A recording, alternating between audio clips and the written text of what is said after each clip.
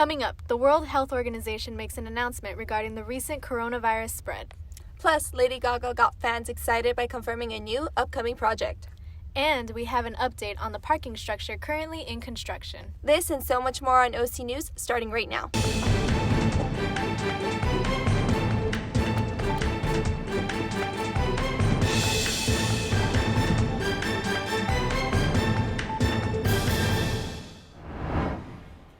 Welcome and thank you for joining us at OC News. I'm Melissa Sanchez. And I'm Miranda Gonzalez. OC News is brought to you by the broadcast journalism students at Cal State Fullerton.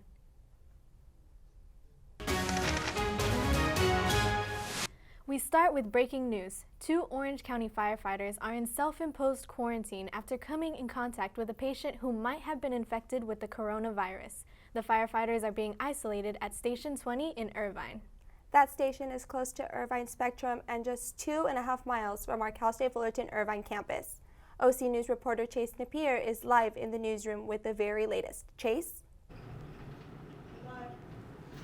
Orange County firefighters have now been placed in isolation after an encounter with a patient showing signs of coronavirus. 4 firefighters from Fire Station 20 transported a patient to the hospital on Saturday night who had recently traveled internationally and showed symptoms similar to coronavirus, resulting in them being self-quarantined. This quarantine comes from extreme caution, and the firefighters will remain at a station in Irvine until the results of the patient's tests get released. Station 20 is located close to public places, with it being just 2.5 miles from Cal State Fullerton's Irvine campus, which is why such extreme caution is taking place. Despite all the reports, there's no need to panic over the coronavirus just yet. There's only been minimal cases in the United States compared to other countries, and Southern California only has a handful of cases. Vice President Mike Pence spoke earlier today giving updates on the virus. Let's be clear. The risk to the American people of the coronavirus remains low, according to all of the experts that we're working with across the government. No surprise, the United States military looks at wide varieties of scenarios. We look at best case, worst case, and the middle case sort of thing. Pandemic is the worst case, and that has not been yet declared by, to my knowledge anyway, by the World Health Organization. General Mark Miley, chairman of the Joint Chief of Staff's statement, should help calm the public's concerns. Here are some tips that can help you avoid the coronavirus. One of the most important is to constantly wash your hands as often as possible, then covering your mouth whenever you sneeze or cough with a tissue. Be sure to wipe down your surfaces with wipes both before and after use. And lastly, try to avoid touching your eyes and nose, and stay home when you are sick. Those are tips to prevent the coronavirus, but some students have chosen change or cancel their travel plans in order to avoid getting sick. Monique Barrios is live in the field, where she had the chance to talk to Cal State Fullerton students. Monique Barrios has...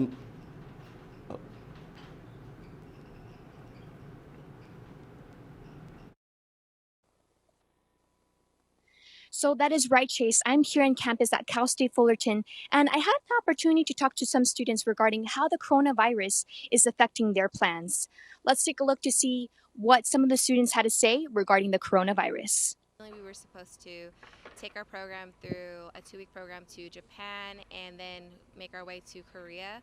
But unfortunately, since the coronavirus has had a big... there's a lot of bacteria in LAX, and it just, the last time we went, it didn't seem like they were doing a good job, with trying to clear it out or see who has it and who doesn't. I feel like we should really step that up. Going to San Francisco over spring break, but I don't think, we're planning on taking a cruise over summer, and I'm just gonna go to Disneyland. Maybe the only way I probably would, not just shake people's hands.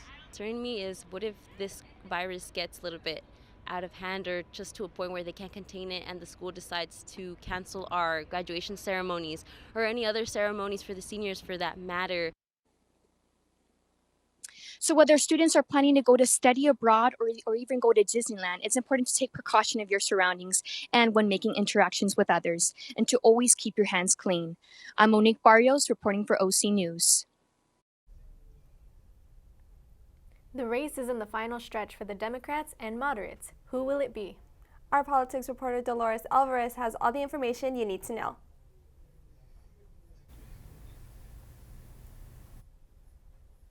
Super Tuesday Is less than 24 hours away, but California isn't the only state that votes tomorrow.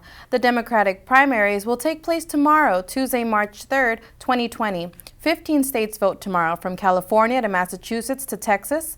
All the states you see in blue are voting. Remember, Titans, if you still don't know where to vote, you can still conditionally register to vote in person through Election Day, even if you're not near your home. You can also obtain your absentee ballot by going to www.vote.org/absentee ballot. Voting will take place on campus at the Juniper Residence, Hall Room 111 from 7 a.m. to 8 p.m. See you there. Pete Buttigieg has announced the end of his campaign. He joins the ranks among several other Democratic candidates that have left the race ahead of Super Tuesday. He and Amy Klobuchar are the most recent dropouts, both performing poorly in the Nevada primaries last week. Senator Klobuchar announced her campaign with flair, standing in a Minnesota snowstorm, but was unable to win in any primary. Mayor Pete was the youngest candidate in the race and made history as the first openly gay candidate for the Democratic primary. Tom Steyer and Andrew Yang are also two of the more recent dropouts. Steyer ran a campaign focused on the defeat of Donald Trump, using his own billions to purchase ad space online and in national programming, criticizing the president's policies and leadership. Yang formed a movement around his pledge of universal basic income of $1,000 a month for every American adult.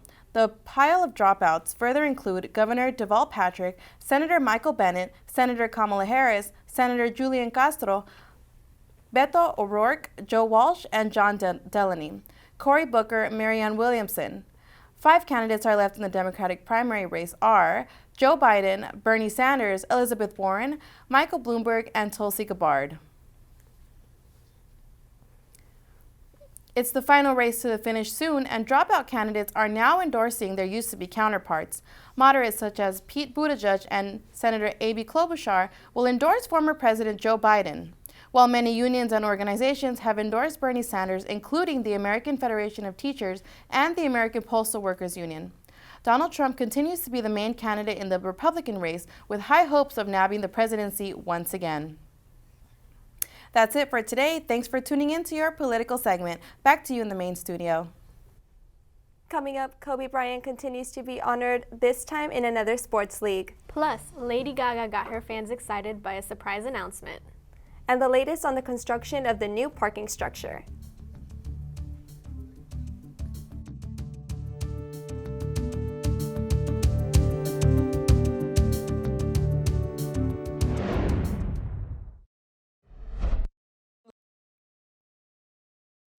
Your son wants to get a cat, but you're allergic. Do you A, prepare yourself,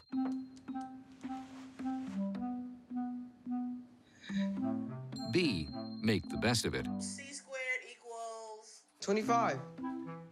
Good job! or C, find a loophole? When it comes to parenting, there are no perfect answers, but that's okay, because you don't have to be perfect to be a perfect parent. Teens in foster care will love you just the same. My mother was always very familiar with her neighborhood, but one day she stopped at the stop sign for much longer than usual, and she didn't know whether she should go forward or turn, and she wasn't even really sure where she was at. It was very unsettling for her. I felt so much better after my son told me, "Mom, I don't want you to worry or be afraid. I'll be there for you and we'll figure it out."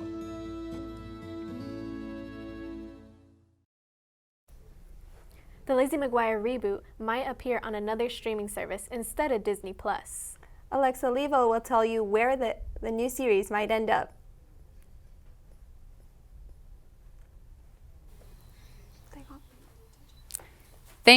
Thank you, Melissa and Miranda. Yes, Lizzie McGuire might be making a move.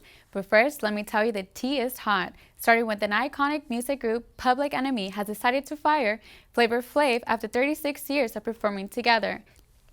This came soon after a dispute after Sanders' rally in Los Angeles. The group's hype man Flav has sent over a cease and desist letter to Sanders for using the likeness, image, and trademark clock to endorse his political campaign. Chuck D, the owner of Public Enemy, has decided to move forward without Flavor Flav due to his lack of political involvement and years of the group's conflict. The group still wishes him well and thanks him for his service.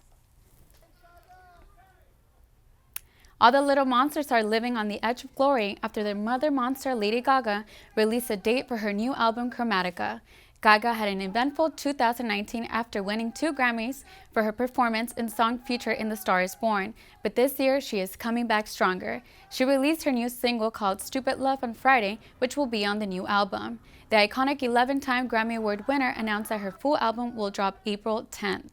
So get your cloths ready because Gaga is coming with full force. Hilary Duff brought us full nostalgia after her reboot announcement of Lizzie McGuire on Disney+.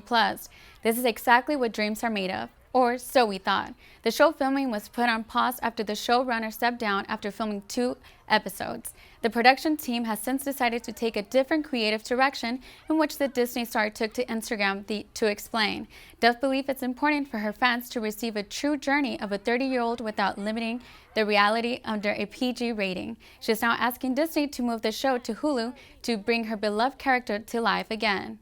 Now, this is it for entertainment. I am Alexa Lebo. Now, back to you in the studio. So, what do you think about the Lizzie McGuire?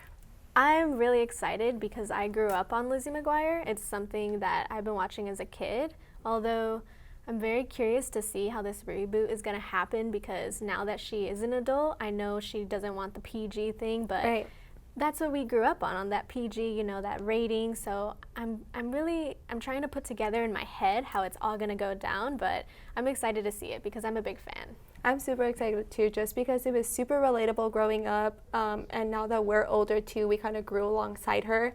So just to see her as a 30-year-old now, to see what she was up to, and I hope they bring the gang back as well. Miranda, Gordo, Matt, and her parents. I'm sure it's going to be super interesting. It's going to be a lot of fun. Yeah, and you mentioned the Bitmoji, like her little character. Oh, right, yeah. She was the first ever person to have a Bitmoji, so super cool, super fun. She's inspired so many people, and yeah, she was a role model for us.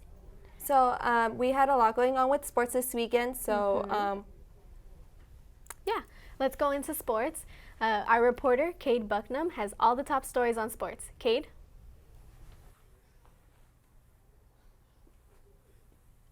Thanks, guys. Titan baseball looked to improve their 3-5 record this past weekend in a 3-game series against San Francisco State. After losing Game 1 Friday night, Titans bounced back Saturday, winning 5-4. Let's head to Goodwin Field to check it out. The rain held off long enough for the rubber match at Goodwin Field as Cal State Fullerton hosts the University of San Francisco. Joe Magrisi would take the bump for the Titans, but pitching would not be the story of this game. As the game would be tied early in the 1-1 in the first, freshman Miguel Ortiz would send this ball deep to left field for a solo shot to give the Titans a 2-1 lead. This would be the Titans' first home run of the season, but the Dons would tie it up in the 7th as Matthew Menables bloops this ball into right field to tie it up at 2. Later in the inning, the Dons would get some insurance runs as pinch hitter Jacob Westerman goes opposite field for the right field wall to give the Dons a 3-run lead. The Dons would add one more in the 7th, but Fullerton's Josh Earps would turns on this ball for a 3-run home run, and suddenly we have a game in Fullerton. Now to the 9th with the Titans down 1, Kyle Luckham would hit a sac fly to center, scoring a run, but the Titans would drop this rubber match 7-6.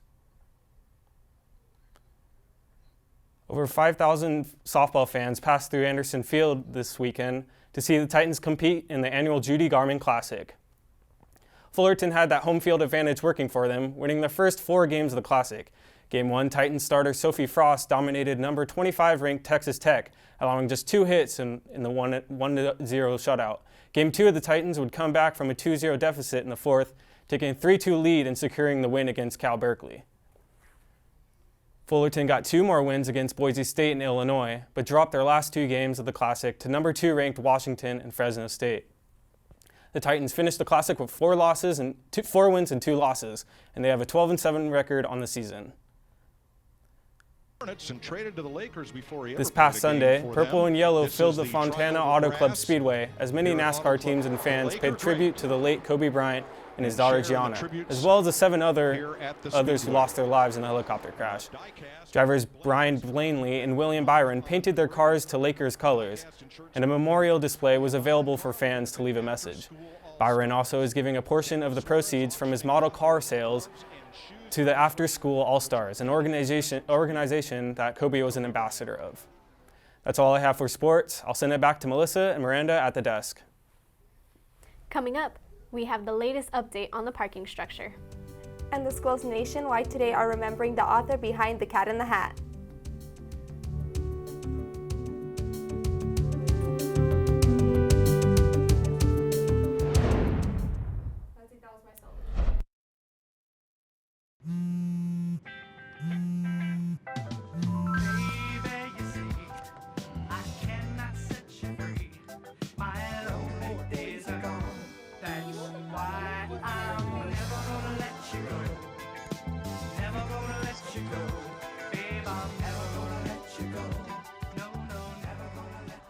Here you go. Thank you. Thank you.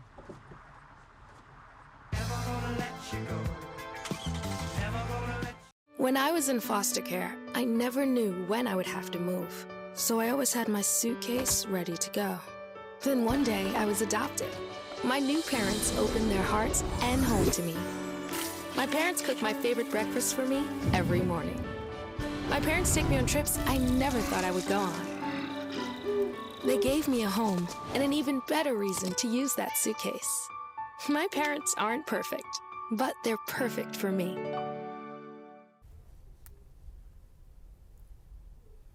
Parking on campus has been an ongoing battle for many Titans, but that will soon change once the new structure is complete.